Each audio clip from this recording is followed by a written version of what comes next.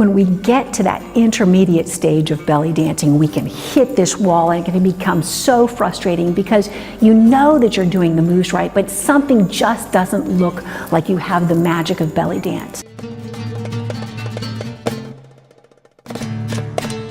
Marhaba dancers, I am Jensuya, and in this video we're going to learn what I've noticed to be the biggest mistake of intermediate belly dancers and how to fix it. Belly dancing is the art of putting the music on your body with a particular aesthetic, and part of that aesthetic is to make the moves look magical and to isolate the moves so that, say, your rib cage is doing something different from your hips, which is doing something different from your hands.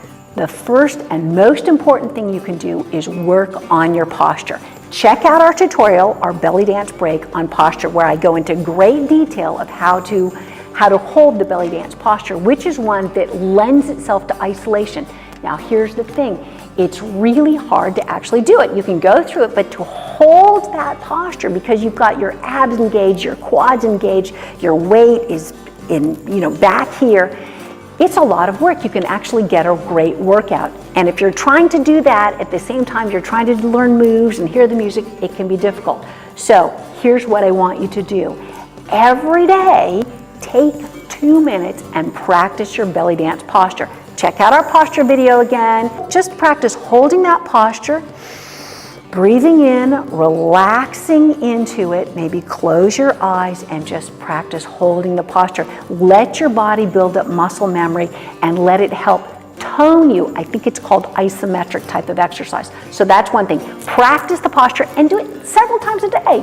The other thing is, the more that you keep your knees bent, the more you can isolate the movements in your hips. Also, keep your rib cage lifted well out of your hips. Now you don't want to be arching back and you don't want to get tense in the shoulders. You want to just think of expanding your spinal cord, and I like to think of it as like opening up. Another great one to practice is the pose that I call Iowa. We've done another belly dance break on that, a tutorial. During the day, several times a day, go into that pose because you will build, again, strength, more isometric training, and muscle memory. The third skill that you can practice, again, not even in your regular belly dance practice, but throughout the day, is walking with your knees bent. Because the isolation of the movements is so magical, in order to get that in the torso, you have to have your knees bent. So there you have it, 4 different ways that you can help avoid or correct the biggest mistake that I see in intermediate dancers.